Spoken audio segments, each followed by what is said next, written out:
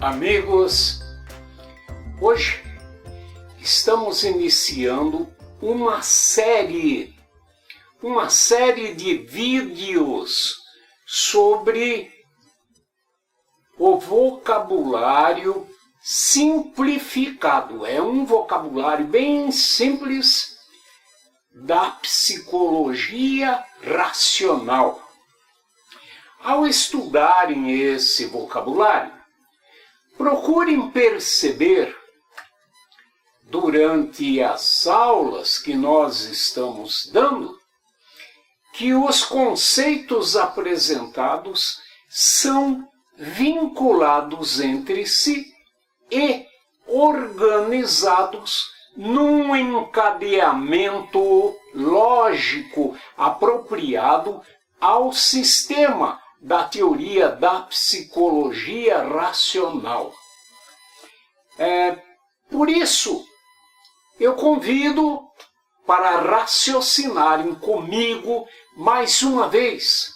Agora, lembrando que devemos tentar entender que o estudo da psicologia racional oferece subsídios para o autoconhecimento e que permite a superação de muitos conflitos íntimos e problemas pessoais de relacionamento, e também é para ajudar os semelhantes, aqueles que vivem mais próximos de nós, para que se possa desfrutar de uma existência melhor juntos.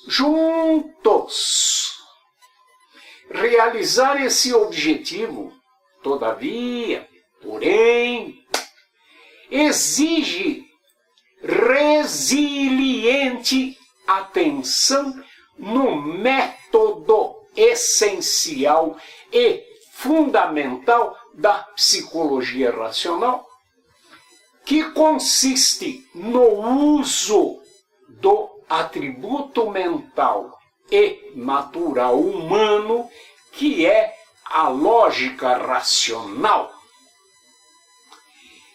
E com o seu processo, o seu processar constante de dados informativos, que se adquire a consciência mais ampla da realidade e a imunidade contra o controle psicológico da ideologia política por meio, esse controle é por meio da educação social e pressão cultural. Trata-se, na verdade, o que faz essa educação é alienar o homem do seu livre arbítrio, inibindo o exercício racional da razão, na medida em que incentiva a permanecer fixado na prática de hábitos animais, nesses hábitos animais, e imperam os reflexos instintivos e os condicionados amestrados da cultura, que substituem os raciocínios voluntários e conscientes, e que, quando encadeados, dão o livre comando das atividades mentais e comportamentais. A psicologia racional é um sistema teórico filosófico e científico, formado com conceitos e princípios próprios, extraídos de experimentos e, novamente, encadeados para funcionarem entre si de modo coerente, tal como funcionam as peças mecânicas de um potente carro novo. Veja, você não precisa estudar psicologia racional para descobrir logo que comprou um carro novo que é uma droga. Uma droga de carro que quebra logo no seu primeiro passeio, porque estruturaram as peças dele, do motor, de barro com outras de metal. Na montagem. Entretanto, você precisa estudar psicologia racional para descobrir e corrigir as drogas de opiniões e de achos que ouve dos outros e que comunica com o seu saber cheio de opiniões e de ideias que se misturam, né? Por analogia, né? Misturam peças de aço duríssimas, de barro e de fezes secas, de burro e de outros animais. São moldáveis, né? Para entender o sistema teórico da psicologia racional, você terá de aprender os seus conceitos e princípios básicos, assim como você aprendeu os conceitos elementares e princípios da matemática, os números, né? E as vogais e consoantes do idioma. Se hoje você faz alguns cálculos, né? E também alguns cálculos matemáticos e também usa o idioma, é porque memorizou a sequência dos números, da tabuada, das vogais e das consoantes, como já disse, né? E ao calcular e falar, é evidente que daí você não mistura números e fonemas com arrotos, latidos, uivos, assobios, peidos. Mistura? Não, claro que não. Então, claro que esta fala é só uma ironia para aproveitar a metáfora, porque tem muitos que parecem misturar mesmo nos discursos, né? Ideias insensatas que valem tanto quanto os arrotos, latidos, assobios e peidos. Sem praticar com os familiares, amigos e outros o que aprende de psicologia racional, do mesmo modo que praticou os cálculos básicos da aritmética e os discursos plenos de opiniões pessoais, não irá melhorar o processo de raciocinar. É verdade. Hoje nós vamos começar a aprender sobre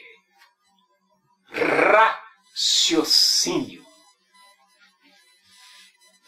Antes, porém, repetindo que a lógica por nós abordada é a da própria aptidão natural e inata que os homens possuem de reunir recursos mentais para melhorar a capacidade, né? A capacidade de resolver problemas. É lógica tão natural como, deixa eu ver, como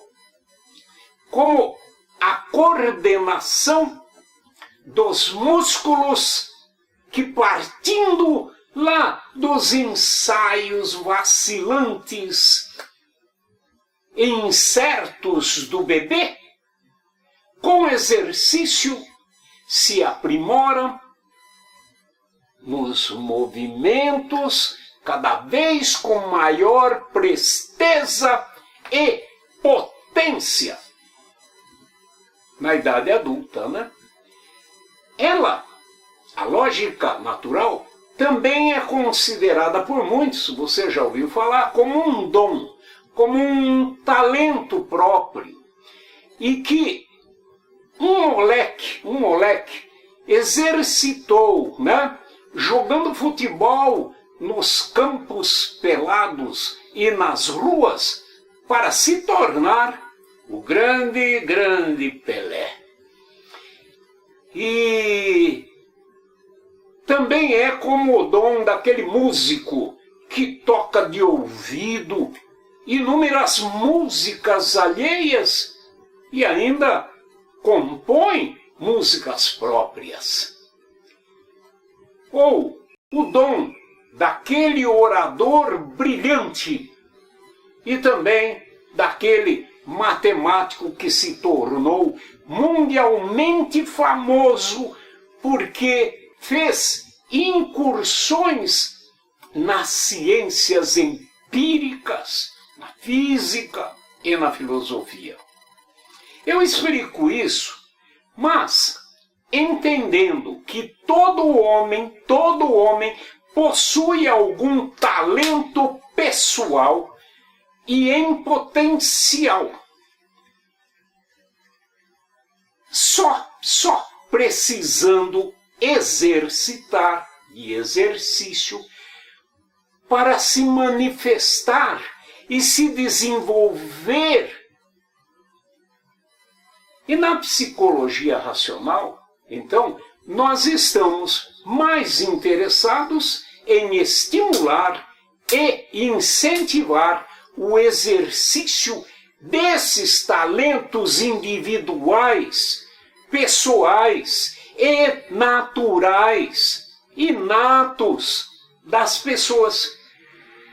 Essa é a razão pela qual a lógica por nós ensinada e aqui adotada não leva aquele rigor da lógica chamada formal dos estudos acadêmicos. É uma ciência, evidentemente, uma ciência normativa que trata das leis do pensamento correto. A nossa abordagem, meus amigos, portanto, é para que vocês toquem a lógica de ouvido, ou então a pratique nas peladas de rua, livre de padrões culturais formalizados, para que a natureza se manifeste e siga o seu curso, né? Natural. Porém, se você já estudou ou estuda essa ciência particular, formal, acadêmica, deverá fazer bom proveito daquilo que já aprendeu, né, na psicologia racional. Olha, etimologicamente a palavra lógica vem da palavra grega logos, que por sua vez é palavra que derivou do verbo legen, indicativo da atividade cognitiva de contar, de reunir de modo ordenado, de calcular, né? Os filósofos gregos, né, já lá na antiguidade, se referiam com a palavra logos à organização das palavras no discurso e, em todo caso, se referiam ao uso da razão. Razão que é responsável pela aparição e desenvolvimento da filosofia, e mais tarde ainda das ciências empíricas, materialistas, né? A palavra razão, portanto, se refere à capacidade de raciocinar, de formar, né, raciocínios sobre a relação de ideias e de operações, né, na comparação, na identificação. Raciocinar, então, é pôr ordem nas ideias expressas pelas palavras, nos conceitos e orações, bem como nos números e cálculos matemáticos e linhas geométricas, que são igualmente formas de linguagem e expressão discursiva. Raciocínio nós definimos como unidade composta por, no mínimo, da relação entre duas afirmações ou negações, que também são chamadas de proposições, enunciados, ou então premissas. Premissa, essa palavra vem do latim e significa colocadas antes, ou que antecedem e dão a base para as conclusões, para os juízos. Dizemos então que raciocínio é uma unidade estrutural, e nós definimos estrutura como um sistema de funções relacionadas entre ideias e palavras, conectadas entre si para darem o sentido organizado da representação mental e para a comunicação dessa representação mental pela linguagem. Nós especificamos o raciocínio como uma unidade estrutural, ou a menor parte destacada da totalidade maior que é o discurso próprio ou então alheio. No raciocínio, uma afirmação ou negação antecedente, chamada de premissa, se relaciona a outra que lhe é consequente, sendo que uma dá causa à outra que é o seu efeito. É legal, né? Observemos o exemplo daquela mãe dizendo para a filha adolescente, que ela matraqueia, alegre e bastante com os colegas, com os meninos, com as meninas, rapazes, né, e moças, mas quando é para conversar com a mamãe, ela silencia, ela se esquiva, usa monossílabos, fazendo uma cara de poucos amigos, de enfado e de desagrado. De toda a conversa, destaquemos a unidade estrutural que chamamos de raciocínio e que consiste na principal resposta da filha. Eu não falo com você, mãe, porque você não ouve. Observem que eu não falo com você é a primeira premissa da afirmação que dá causa para a segunda. Você não ouve. A palavra porque faz a conexão entre as duas, anunciando a consequência, o efeito e a fundamentação racional da primeira.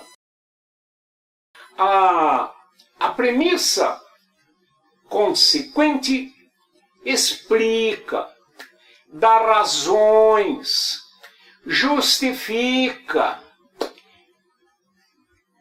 as razões e os fundamentos coerentes e lógicos para a primeira e fornece ao mesmo tempo a conclusão. Falar com a mãe é um negócio chato e inútil, pois ela não ouve. Essa é a conclusão. O raciocínio tem seus elementos orientados pelos seguintes princípios. Olha, preste atenção que isto é muito importante. 1. O princípio que identifica a relação entre as premissas, chamemos A e B. 2. O princípio que identifica a relação de dependência entre uma e outra premissa. 3. O princípio que indica a relação de causa e efeito que há entre as premissas. E a conclusão. Esses três princípios promovem a coerência racional que, embora não declarada literalmente no discurso, presta atenção, é inferida, digamos, entendida pelo uso da lógica natural. Vocês entenderam, não entenderam? Não é? Vocês entenderam. Mas, se por acaso não entenderam, ouçam a explicação quantas vezes forem necessárias para entender mesmo, assim como fizeram Pelé e o músico para aprenderem a dominar a bola e um instrumento musical. Nós usaremos outros exemplos bem simples e semelhantes a esse de raciocínio para ver, para aprender, quando a coerência lógica corresponde com a verdade ou a meras racionalizações. Exemplo 1, para ir pensando. Eu não ponho minha mão no fogo porque queima.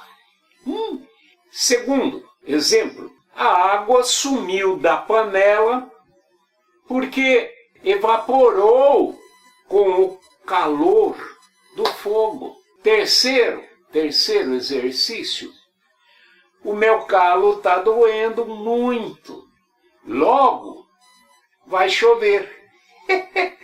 Né? 4.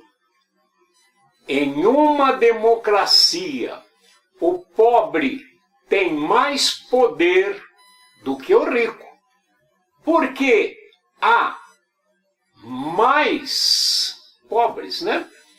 E a vontade da maioria é suprema. Essa frase foi atribuída a Aristóteles por um formidável mestre de lógica formal. Pessoal, chega por hoje. Até a próxima aula, meus queridos. Bye!